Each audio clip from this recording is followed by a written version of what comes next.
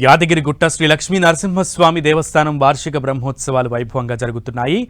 బ్రహ్మోత్సవాల్లో భాగంగా ఇవాళ రెండో రోజు ధ్వజారోహణం, భేరీ పూజ, దేవతాహ్వానం, కైంకర్యాలను నిర్వహించనున్నారు. బ్రహ్మోత్సవాల్లో పాల్గొనేందుకు భక్తులు పెద్ద సంఖ్యలో యాదగిరిగుట్టకు క్యూ కడుతున్నారు.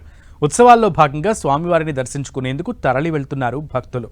ఉత్సవాల్లో భాగంగా నిన్న స్వస్తివాచనం, అలాగే పుణ్యహావచనం, రక్షాబంధనం, విశ్వక్సేన పూజలతో ఆలయ అర్చకులు బ్రహ్మోత్సవాలకు శ్రీకారం చుట్టారు. అంకురారోపణం, అలాగే మృత్సంగ్రహణ కైంకర్యాలను కూడా శాస్త్రోక్తంగా నిర్వహించారు. విశ్వశాంతి లోక కళ్యాణం కోసం విశ్వక్సేన ఆరాధన చేశారు. బ్రహ్మోత్సవాలు నిర్విఘ్నంగా జరగాలని పూజలు చేశారు. గర్భగుడిలో ఉన్న స్వయంభూ లక్ష్మీ నరసింహస్వామికి కంకణ ధారణ చేసిన అనంతరం ముఖమండపంలో అధిష్ఠింపజేసిన ఉత్సవమూర్తులకు రక్షాబంధనం చేశారు.